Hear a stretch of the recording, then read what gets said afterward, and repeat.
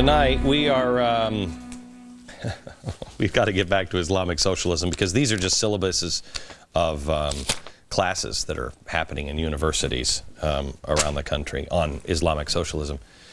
Tonight, I want to be the show of record here, excuse me. And I want to look at the charges that the left and the right are leveling against this program for showing you the facts and asking you to engage in some critical thinking. It's a scary crazy because I say caliphate is coming. We already dealt with that. Islamic socialism. Socialists and communists are working together. Muslim brotherhood is dangerous is where we are. Someone is being less than honest here, or at least deliberately misleading you.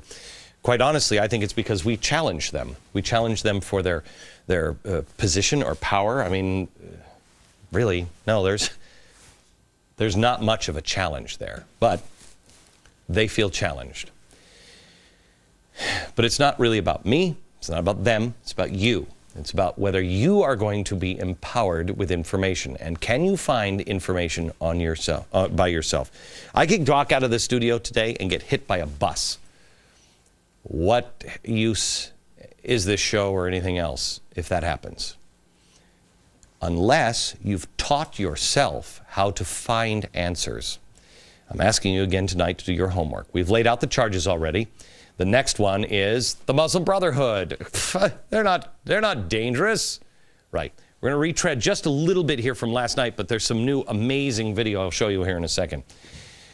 But I want you to know it and to share it. Because apparently the left, the administration, some on the right, the leader of this movement in Egypt are all perfectly comfortable with the Muslim Brotherhood. Now here's David Corn, and I mean, you want to talk about a fringy, he's from Mother Jones. Yes, they're still in business. Calling me crazy for saying the Muslim Brotherhood is dangerous. Then you have Glenn Beck, who's literally off the charts. What does he say? He quite literally says on the show, this is not about these people. This is not about freedom. This is not about democracy. This is about a conspiracy to have the Muslim Brotherhood take over not just Egypt, but all of Europe and threaten the United States while working with leftist groups. He is cheapening their action and their sacrifice. I mean, it's beyond shame. It's beyond reason. Really, David? That's why you work for Mother Jones, and I work here. The night one, we showed the similarities between Egypt 2011 and Iran 1979. That too was all about hundreds of thousands of people risking their lives in favor of democracy and freedom. But what happened? How's that democracy working out in Iran? How's that democracy working anywhere in the Middle East outside of Israel? Show me the democratic model in the Islamic world. Here's where it falls apart. We covered a little bit of this last night. 82% of those in Egypt believe that adulterers should be stoned. 84% believe apostates of Islam should face the death penalty if they leave Islam. 84% death penalty. That's Sharia law. It's not democracy. Now, I'm going to show you some graphic video, and be forewarned if you have kids in. We've tried to mask it as much as we can, but I want to show you some. This is Muslim on Muslim crime. The people in this video, these are all Muslims, and they are in this video going to, with machetes, they are hacking people to death for not being Muslim enough. When you have 84% of people that want you to be killed for leaving the religion that you are, and you have the Muslim Brotherhood who then will say, I'm going to feed you, I'm going to protect you, come to me. You can be for democracy, but it's not the same kind of democracy. They already believe in Sharia law. All you need is just a couple of things to go wrong, and you have another Iran. It is trouble. And for those who are incapable of actually hearing and listening to the words that I'm speaking right now, I have not said the Muslim Brotherhood would take over all of Europe or threaten the U.S. I have said that they are a threat to the entire globe, as are all Muslim radicals, as are all communist. Anybody who wants to violently overthrow the government of the United States is a danger. What I have said is that once you have destabilization and the dominoes begin to fall, if radical extremists see the opportunity and see, oh my gosh, it happened in Egypt, we can make it happen, and you start to have country after country rise up, it can spread. And it can also spread to Europe because Europe is already unstable. That's the goal, destabilization. I've not said that they're taking over America this week. I have said the Muslim Brotherhood is significant in its presence here. They have influence all over the world. I've shown you last night or the night before 50 chapters of the Muslim American Society. That is the Muslim Brotherhood here in America. My concern, once the dominoes start to fall, how far do they go? Is anybody informed enough to stop and hold on to the dominoes? They need instability and revolution to gain power. But listen to the people who are feeding you information every day. Listen. You talked about it, Muslim Brotherhood, would they would play a role. It was pointed out by one of the experts on the panel that they will also be aware of their position internationally, so they don't want to overstep that. They don't want to turn it into an Islamist state, that they have matured politically in that sense and are rather sophisticated.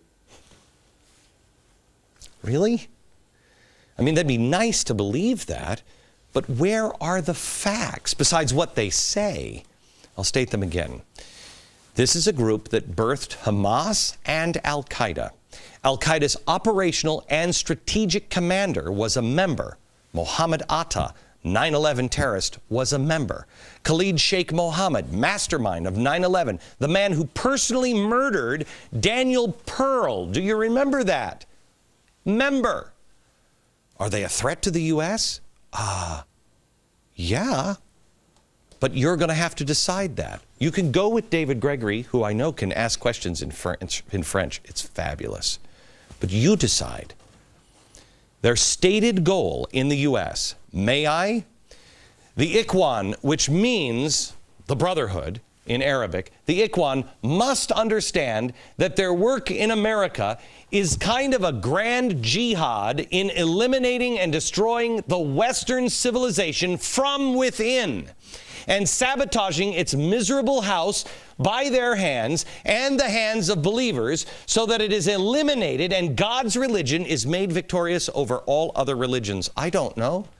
I'd love to go with David Gregory, but I think after we saw the towers come down, we might want to have a few more facts. Maybe it's just me.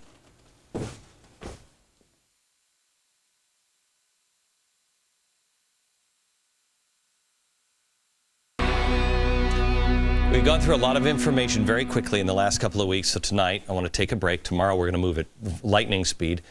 We're going to just review and show what others are saying about the same information and compare it to the facts. The last charge they're making against this program is that Glenn Beck says the Egypt crisis is a vast conspiracy of the left. No, I do not. It's not a conspiracy. They are like-minded.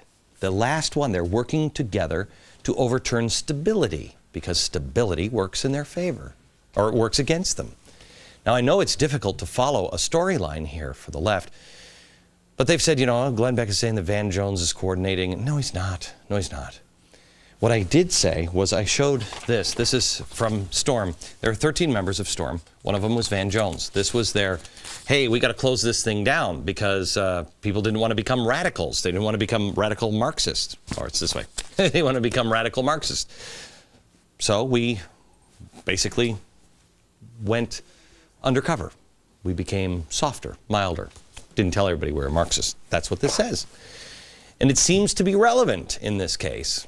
Code Pink, however, we have said, well, they've said they're in Egypt right now. And they, according to their own press release, this is their 9th trip to Gaza and Egypt in the past 2 years. What is Code Pink doing with all of this? What are they doing? Here they are in June 2009. They're at the border crossing between Israel and Gaza protesting the Israel blockade of the Gaza Strip. Here's a photo of Bernadine Dorn. This is Bill Ayer's wife. We'll get to the flower in her hair one of these days because there is a message there. You're not going to believe it. It's crazy. But she's in Cairo, 2009. She's there with Code Pink protesting the Israeli blockade. But Media Matters piles on this story. Of course, they're being funded now by George Soros to discredit me. So what do they write? Who didn't Beck blame for Egypt's unrest? As protesters took to the streets of Egypt this week, Glenn Beck took his multiple broadcast platforms to weave an elaborate theory about the forces behind the uprising. During this span, Beck connected the violence in Egypt to, among other things, Islamic socialists. Yes. Marxist communist. Yes. Food prices. Of course. Bill Ayers. Code Pink. Yes. Acorn co-founder Wade Rathke. Yes. The Tides Foundation Drummond Pike. Sure. The Muslim Brotherhood. And the AFL-CIO. Stand by all of it. But it's not a conspiracy. And they're not necessarily coordinating everything. They're like-minded. If Media Matters, if Media Matters did their homework, they did do their homework. They cashed the check from George Soros. That's all they care about. Now, why? Why? Let me help with this agenda when we come back, and then you decide.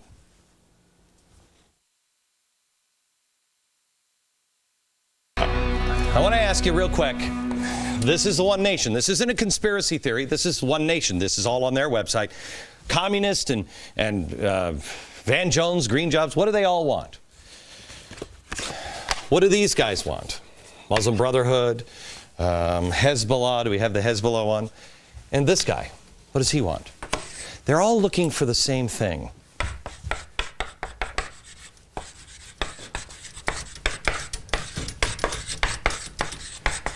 This guy may want just a new banking. I don't know what exactly his is like. They want a caliphate. They want a communist or social, but they all say a new world order is coming. This is about the end game. They all agree that the world as we know it under capitalism is over. So what's it going to be? Who has the biggest coalition? Bill Ayers and Bernadine Dorn, Code Pink, founders Jody Evans, helped organize the Free Gaza movement, which launched the Gaza flotilla ships along with the members of the Muslim Brotherhood. What was that about? Destabilization. Now, what about the unions? Why would the unions be involved in these guys? Destabilization. Let me show you. AFL-CIO, Richard Trump. Can we show it when we come back? We're going to try. Show it when we come back. It'll blow your mind. Next. We're going to post all this information. We ran out of time today. We're going to post all this information at glennbeck.com. I'll see if we can post this video of Trumpka and some other stuff that we have.